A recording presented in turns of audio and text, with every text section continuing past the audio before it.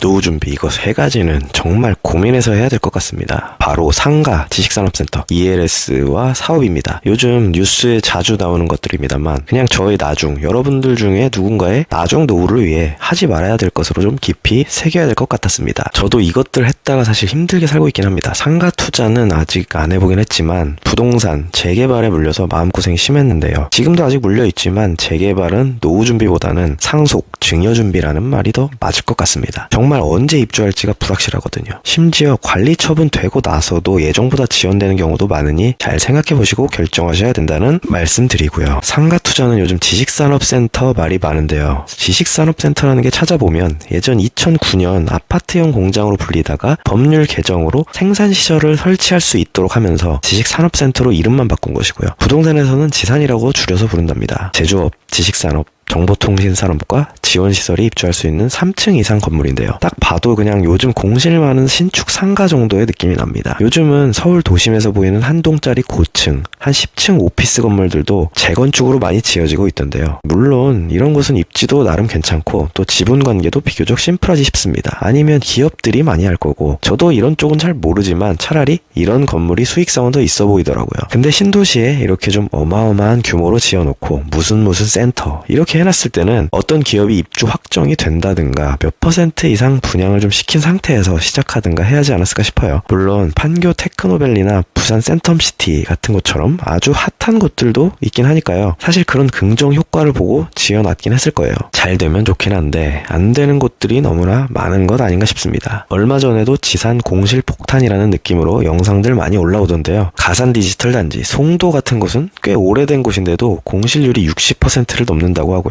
하남이나 구리 갈매, 남양주 다산, 수원 영통, 화성 동탄 이런 곳들도 뭐 말할 것도 없어 보입니다.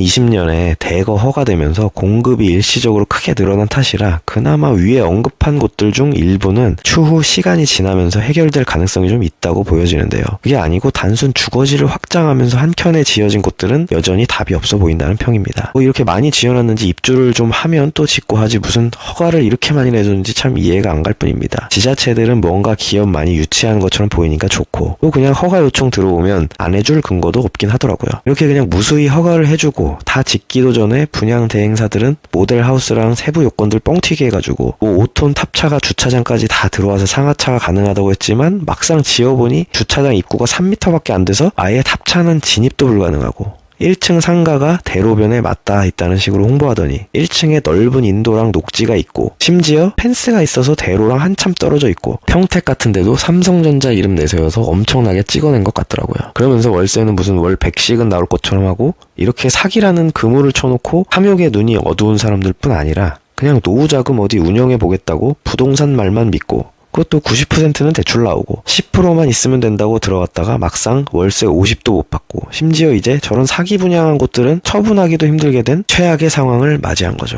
마지막 부분에는 15채 분양받으신 분도 있던데 참 물론 정말 개중에는 투자하기 좋은 곳도 있긴 하지만요. 결국 시장 논리 아닌가요? 좀 안전하고 누가 봐도 입지 좋고 분양률 입주율 좋은 곳은 당연히 매우 비쌀 거고요. 아마 물건도 없을 거예요. 이렇게 때려짓는 곳들은 결국 완공되기 전까지 완공되고 입주가 다 되기 전까지 특히 본인이 정확히 그곳의 위치나 환경이 어떠한지 잘 모르는 곳은 그냥 위험 다 떠안고 갈 수밖에 없는 거죠. 아무튼 여기 투자를 생각하신다면 정말 여윳돈이 매우 많으신 분들, 공실 몇 년 동안 나도 버틸 수 있으신 분들, 난 돈은 많은데 상가 투자는 한 번도 안 해봐서 그냥 경험 삼아 날려도 된다는 분들, 이런 분들만 좀 해봐도 괜찮지 싶습니다. 물론 많은 투자자들은 이런 상황에서 들어가셨을 거고 일부에 정말 묻지마 또는 멋모르고 그냥 좋다니까 한교 같은 분위기를 생각하고 들어가셨다가 고생하시는 거겠죠. 저 영상 보면 결국 탐욕과 사기, 탐욕이 탐욕을 먹는 꼬리가 꼬리를 먹고 죽어가는 모습에 우로보로스 뱀이 떠오릅니다. 탐욕을 위해 온 가족 동원해서 15채 분양받아놓고 결국 사기도 당하고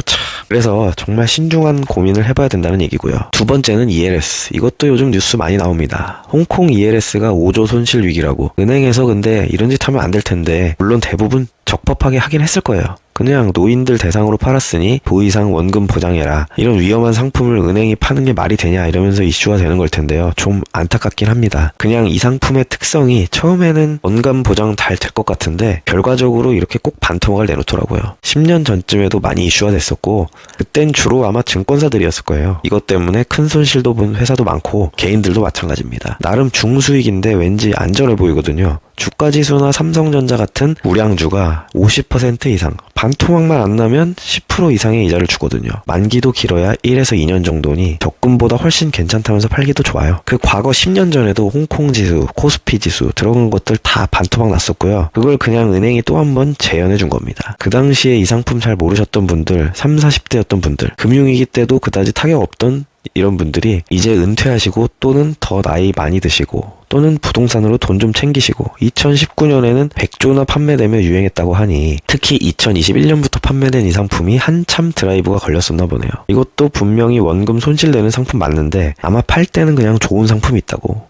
홍콩 주가가 반토막 나겠냐고, 그것만 아니면 15% 준다고 뭐 이렇게 판 것들이 문제가 있을 거예요. 그걸 또 노인 고령층에 팔았다고 하니 문제가 되는 거죠. 저도 거의 20년 전에 ELS 반토막 제 것도 나고 제가 추천했던 지인분도 반토막 내봐서 알거든요. 기분 별로 안 좋긴 하죠. 위에 지식산업센터보다는 그래도 손실률 50% 정도밖에 안 돼서 그나마 나은 상황이긴 하지만 아무튼 억울하고 뭐 얼마나 완전하게 판매를 했는지 모르지만 아무튼 드라이브 걸리면 그런 거 없고 그냥 좋은 거 있다면서 팔잖아요. 그런 것들이 문제가 된 거예요. 100조나 팔았는데 5% 정도인 5조만 문제됐으면 뭐 그냥 또 묻고 넘어가겠죠. 안타깝지만 사실상 저거 보상해줄 방법도 근거도 없을 거예요. 이 ELS, ELB 같은 건 엄연히 시중에 합법적으로 돌아다니고 있고 종류도 정말 다양하기 때문에 투자로 쏠쏠이 수익 보고 계시는 분도 있으실 거고요. 이건 막 하지 마세요. 이런 것보다는 잘 공부를 확실히 하시고 손실 가능성 50%인 것들 중에 수익률 높은 건 좀 가려서 소액만 하시는 게 좋다고 봅니다. 아마 또 금감원에서 금융회사들도 귀찮게 하겠죠. 세 번째는 사업인데요. 이것도 요즘 저희 와이프가 시작한 지 2년 차가 돼가면서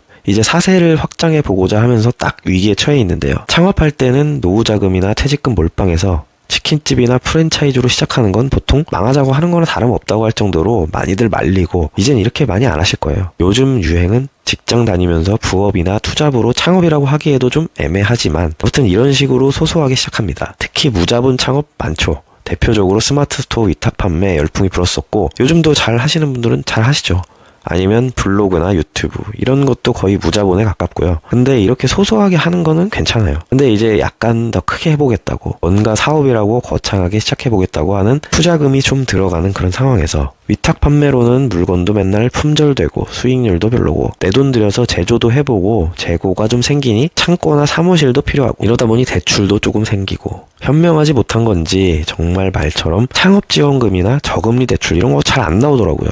맨 어디 가면 전년도 매출 가져오라 그러고 아니면 무슨 특별한 기술들만 가능하고 그래서 아무튼 그냥 금융기관 대출 가지고 하다 보니 자금 비용도 나가고 본의 아니게 영끌이 된 거죠. 처음에 잘 팔릴 때는 괜찮은데 이걸 또 새로운 상품에 투입하고 그러다가 거의 안 팔려서 재고로 남고 또 신제품 내면서 팔아보자 하다가 두 번째도 못 끼고 이제 시즌 됐으니 시즌 상품 팔아야지 했는데 생각보다 전년보다도 안 팔리는 거예요. 또 불량품은 왜 이렇게 많은지 처음 할 때 너무 잘 되면 이게 또 잘 된 줄 모르고 두 번째, 세 번째는 최소한 비슷하거나 더 잘 되겠지 하면서 안 됐을 때 생각을 전혀 안 하고 무식하게 그냥 뛰어들게 됩니다. 이런 상태에서 고정비는 더 나가지 금융비용도 똑같이 나가지 하니까 결국 재고만 남은 상태에서 부도나게 생긴 거죠. 물론 사업이라고 할 정도로 마음을 먹었고 부업보다는 크게 하고 싶은 비전을 가지고 있으면 이런 것도 어떻게든 해결해 나가야 되겠죠. 그냥 부업 정도로 월 1,000, 월 1억씩 버는 사람은 별로 없을 거예요. 유튜브에 맨 위탁 판매로 월 5천 매출이네 뭐네. 저희도 월 매출 한 번에 4천 정도는 찍어봤어요. 남는 게 하나도 없어서 그렇지. 그것도 1년에 딱 2달. 나머지는 그냥 마이너스예요. 그래서 아무튼 자영업자, 사업을 한다면 저런 매출의 널뛰기, 원가 관리,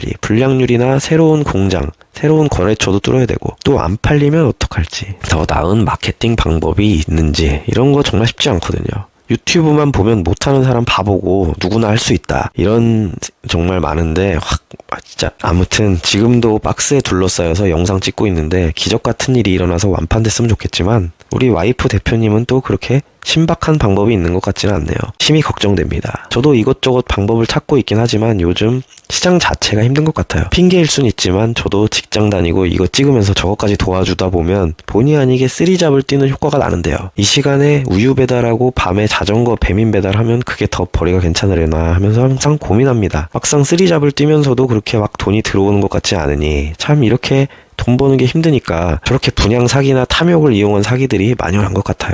또 거기에 알면서도 쉽게 넘어가고요. 저도 무슨 유튜브에 돌아다니는 홀짝 재테크인가 그거 정말 지금 생각해보면 완전 사기인데 한때 정말 100만 원만 해볼까? 이런 생각을 아무렇지도 않게 해봤을 정도로 탐욕과 사기의 시대에 살고 있지 않나 싶습니다. 이렇게 지식산업센터, ELS, 사업에 대해서 말씀드려봤는데요. 셋 다 단어만 보면 정말 멀쩡하고 멋진 단어인데요. 이면을 보면 정말 위험들이 많이 숨어있고 무리하다가는 인생 골로 갈 수 있다는 점에서는 처음 저런 것들 시작하시려는 분들은 정말 공부 열심히 꼼꼼히 치밀하게 하시고 누구 말만 듣고 주변 사람 말만 듣고 친한 사람이니까 수십 년 같이 한 부동산 아저씨 아줌마니까 지인이니까 이런 사람들을 제일 조심하셔야 돼요. 본인이 파악 다 해보고 뭔가 찜찜하면 하지 말아야 되고요. 결국 탐욕이 자리 잡고 있으니 그냥 솔깃해져서 돈 빠져나가는 거 아닐까요? 그거 돈 좀 못 벌면 어때? 투자 안 하면 어때? 아니면 정말 근거가 있어서 이렇게 저렇게 해서 돈 버는 구조가 나올 것 같고 이렇게 해보니 판매가 되네 이럴 때 들어가도 정말 주변 환경에 따라서 위험에 처할 수도 있는데 그냥 탐욕에 눈이 멀면 잘 될 수가 없습니다. 아무튼 결론은 투자, 사업, 노후 준비 열심히 하시되